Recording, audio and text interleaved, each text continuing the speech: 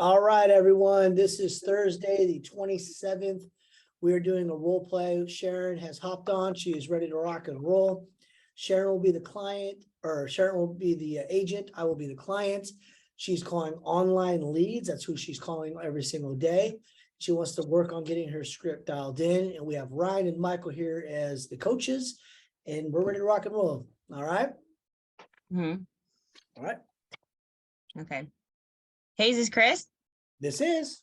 Hey, Chris, this is Sharon Lopez with E3 Realty. How are you doing today? I'm doing okay. Good. So I was just giving you a call because I saw that you're looking at homes over in the Contra Costa County area. And I just wanted to see how your home buying process has been going so far. You know what? Yeah, it's been a while back. I was looking at homes. We took a break. I mean, as you could probably imagine, the market's been a little crazy. But yeah, that's been a while. Geez, over a year probably. Yeah, What's been crazy about the market, you feel?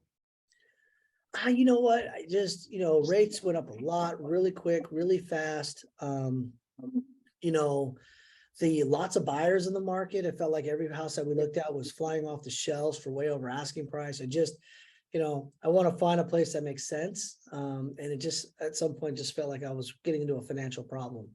Okay. So financial problem, you mean in terms of like figuring out your monthly mortgage payments, interest rates?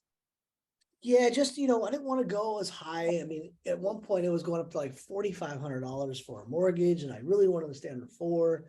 And it's not that we couldn't qualify for it. I just didn't feel like I wanted to just rush right into $4,500 without taking a quick breather, and make sure I get what I want if I'm going to spend that type of money. Well, that makes sense. Which areas were you looking to buy in? You know what? I'm not too picky. Antioch, Brentwood, Oakley, but I need a few different things. I need a pool. I got 2 little kids, and I told them if I buy another house, there has to be a pool. So now I'm stuck with a pool. I have no other option. I need RV access. Mm-hmm. Um, Are you a camper? I am. I'm actually going this weekend, and I have it at a camp area I have to pay for every month, and every week I got to go in there at their time of working hours, and I don't really like that. I want to be able to just, load up my trailer, pack up my truck, and leave. So. Okay, so you're looking in the Antioch. You said Antioch, Oakley area, right?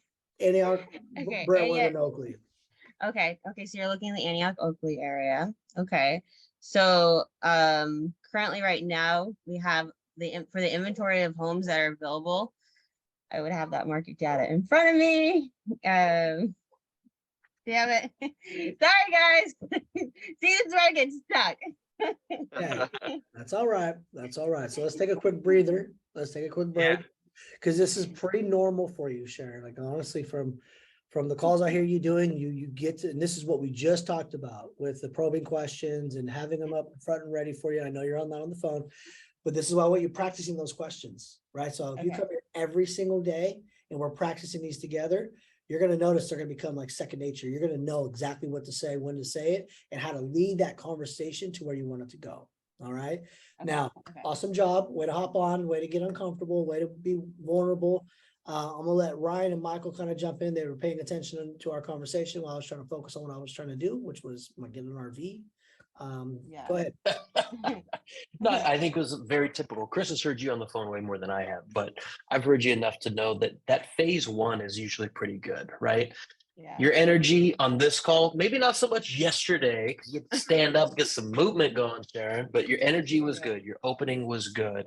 The initial objection, you handled that pretty good. Some opportunities for quick improvements. Yeah. When Chris, the initial objection was great. Yeah, it's been a while. We kind of took a step back.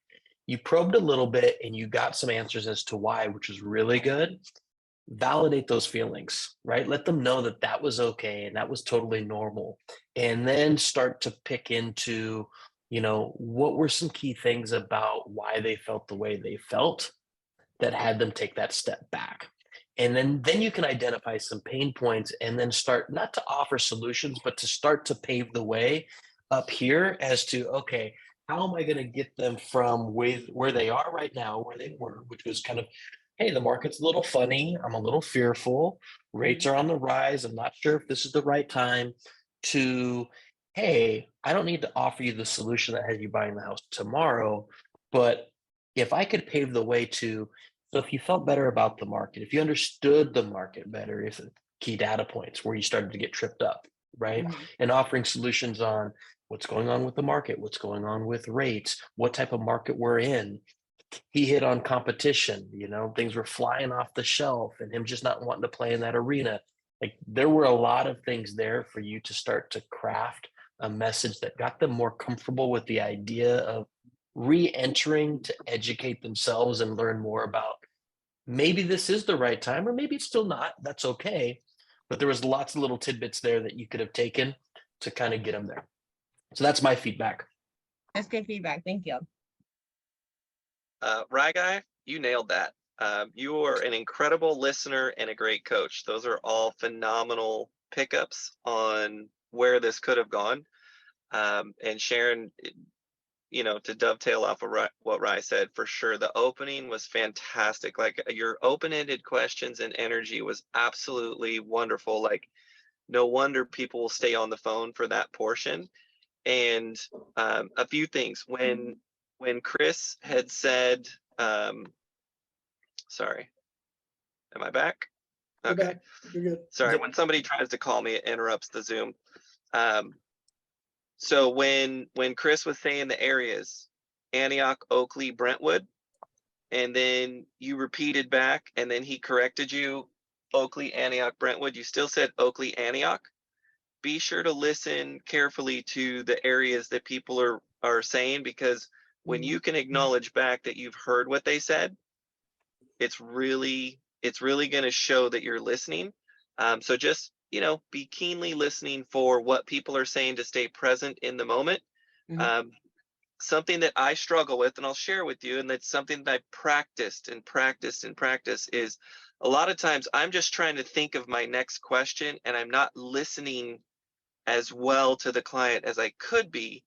Mhm. And so I've been practicing, instead of trying to think of another question, I'm just listening to the person to hear what they're saying so that I can stay present in the moment with them and pick up some of these things, like what Rye was saying, that there was some crumbs that were left that you could go into, Mhm. and keep going with those open-ended questions. If you ever run into a stumbling spot where you just don't know what to say, go personal with people. Like you beautifully were starting to ask him, you're a camper. Like that Yeah. was so good. You picked up immediately and you went right to, let's connect on a personal level. Let me get to know you on a personal level. So when you picked up, oh, so you're a camper. What a great, just bing. That's what I'm talking about, intently listening. So I'm not Yeah. saying that you don't do it. I'm just saying that was a beautiful part of being present and Mhm. listening to the client and jumping on a way to get more personally connected. So if you run into a stumbling block again, you can go right back to personal. So so are you looking for just yourself? Is this just for you by yourself? Is there anybody else that's going to be involved in this decision-making process? It's going to help open up. Is there a family? Is there not a family? Is it him? You know what I mean? Like, so you can start building some more personal rapport and find some commonalities to just get to know them better as a human. Okay. That's really good. Thank you. And Yeah. honestly, I think we all struggle with that. We all have that we go into it like I had. Like, you know, if we slow down and just took a note of have a paper there, RV. You parked, Michael, or you driving? I'm parked. Okay. I was like, all right, cool. You keep looking at the camera, I'm like, I hope the car drives. So Just people around me. all good, all good. So if you do it this way, like think of it this way, like as I was talking, you have your bullet points. You have a paper here, you have your LP mama, you have your questions when you get stuck, and then you have a note paper. Mhm. When the note paper is, and when I say RV, you hit RV. You hit another thing when I said the market was crazy, put market is crazy. You're going to remember those things because now you're writing it down, right? Market's Okay. listening, your market is crazy. And then you go back and say, okay, hey, no, I know you should have said earlier that the market was crazy. Which part of the market was the craziest part for you? Mm, And then just sit there and let them talk.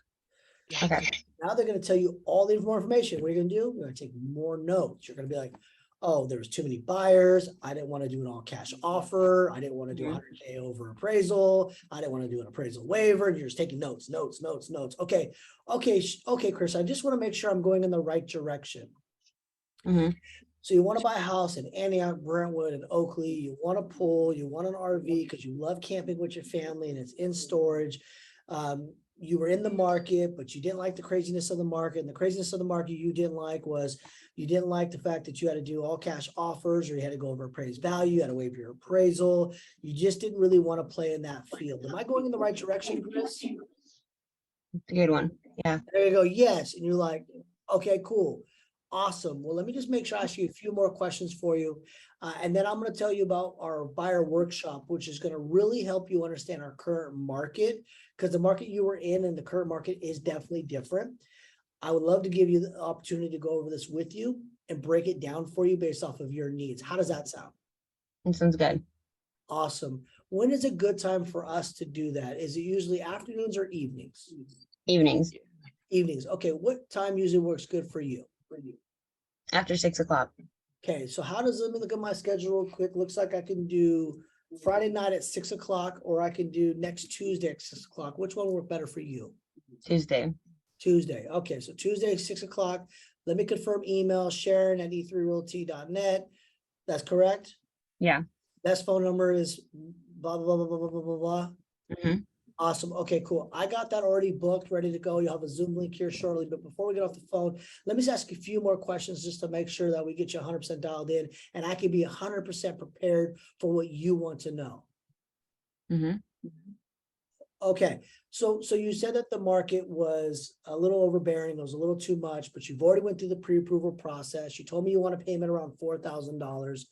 Would it be okay if I have one of my loan officers run some numbers to get an idea of what that looks like in the current market for you, so I can get an idea what houses you can afford for that payment? Would that be okay for you? Yeah. Okay, cool. So I'm gonna go ahead and do that for you. Do you have an estimated credit score or anything like that I can kind of use and give that to her so she can kind of run some preliminary numbers? And 680. 680. And then what down payment were you planning on using? 3%.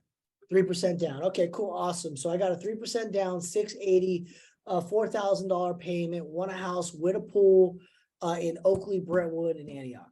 Yeah. Awesome. You know, and one of the things I always like to understand is there's always a why for why you want to make this big purchase. What is the reason why this is so important for you? Stability and a long-term investment. Got it. So stability, long-term investment. Okay, Sharon. So awesome. What I want to know now is just this one thing for you. If the numbers would make sense for you and I can show you the market, how would you feel in general about jumping back into the market and seeing how it works? I'd be open to that.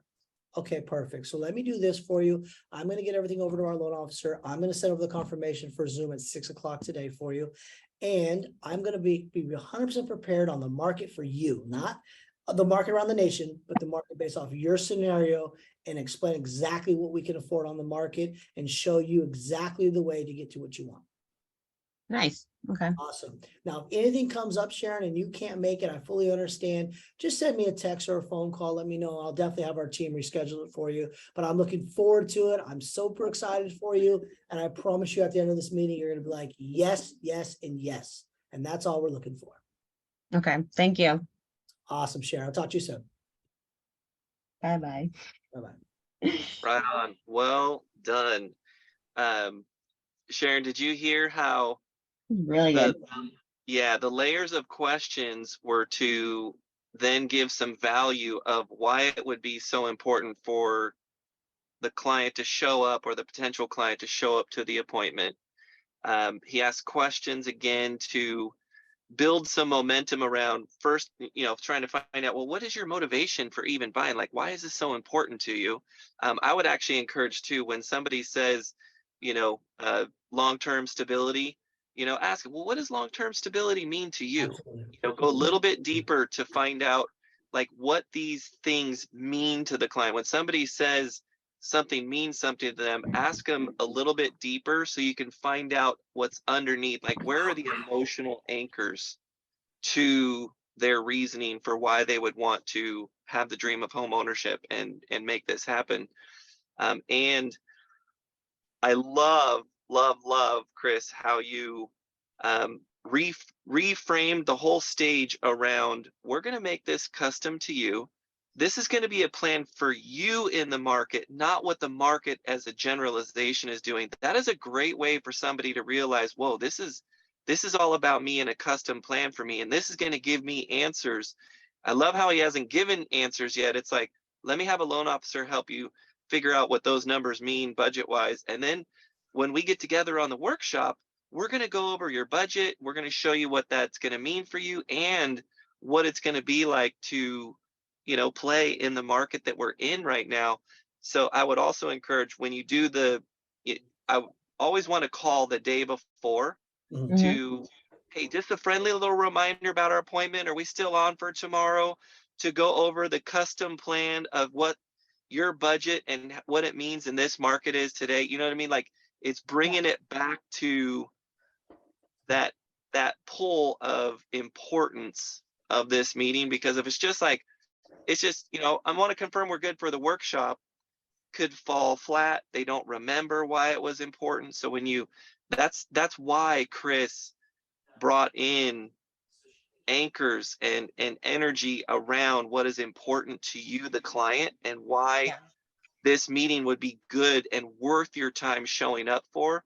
So when you call to confirm the day before, hey, we're still on for tomorrow at 6, great, awesome.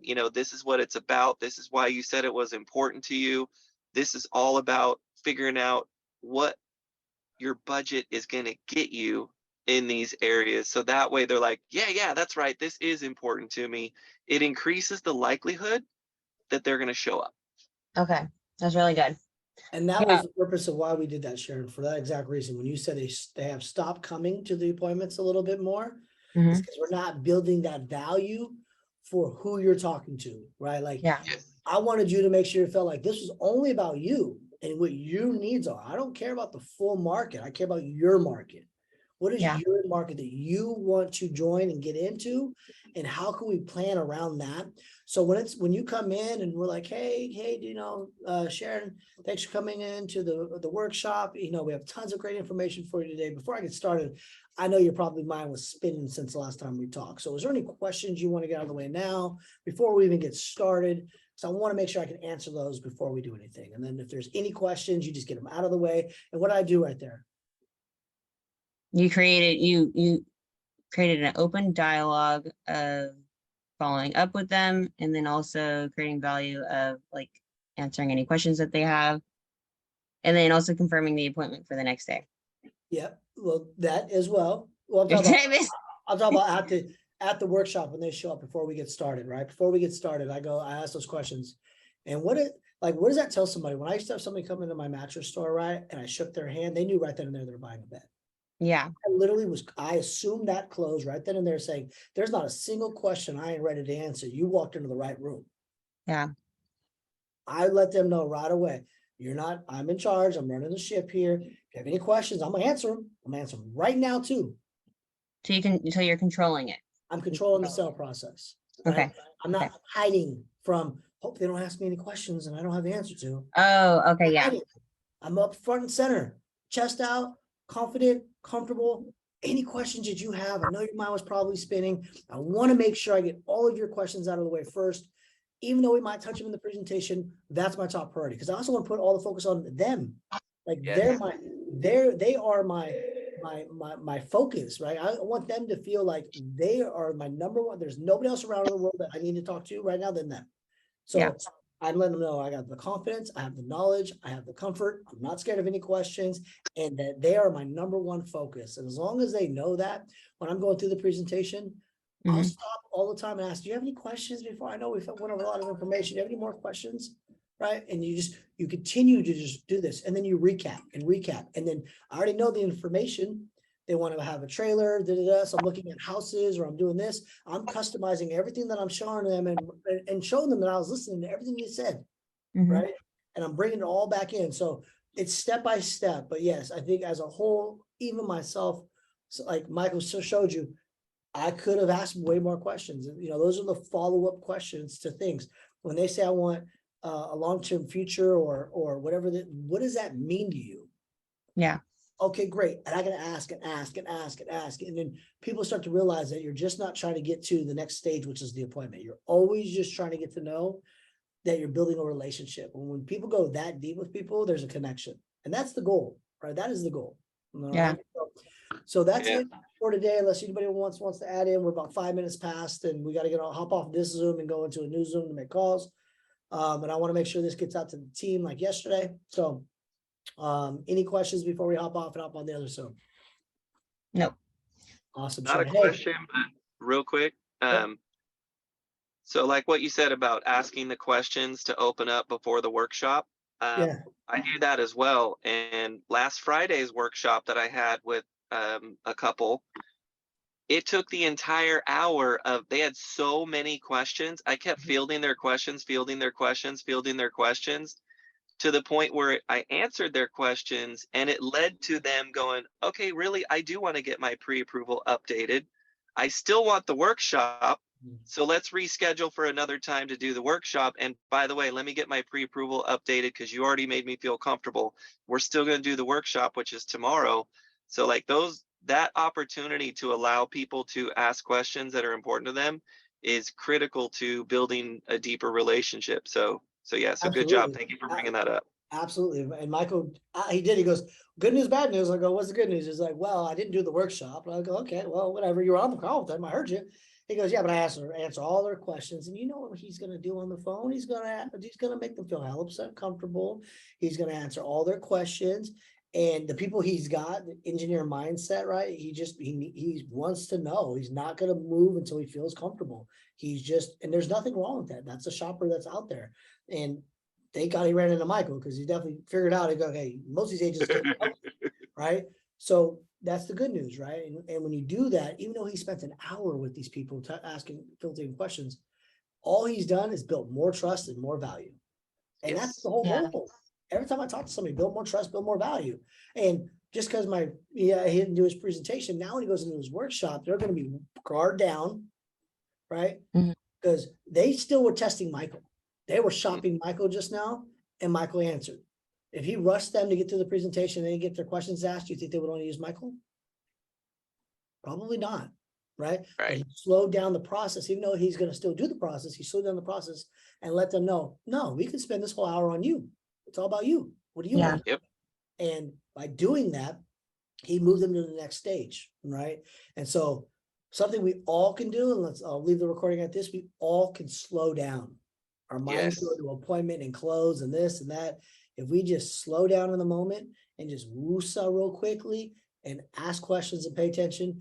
And there's one last thing that I'll tell everybody who watches this Zoom, and it's the truth. And I promise you this, outside of the 7-step sales process we've taught, the Phil Jones training, even he'll tell you, sales is listening, guys. 70% of it, 80% of sales is listening. Because if you don't listen, you don't retain the information, you don't know what's going to happen next. And so you always got to just slow down, and we all can do it. That being said, let's go make some calls. I got some prospecting to do, all that good stuff, but we will share this inside of the group. Any questions, Sharon, at all? We're always here. Thank you. You're welcome. Thank you. Later. Later.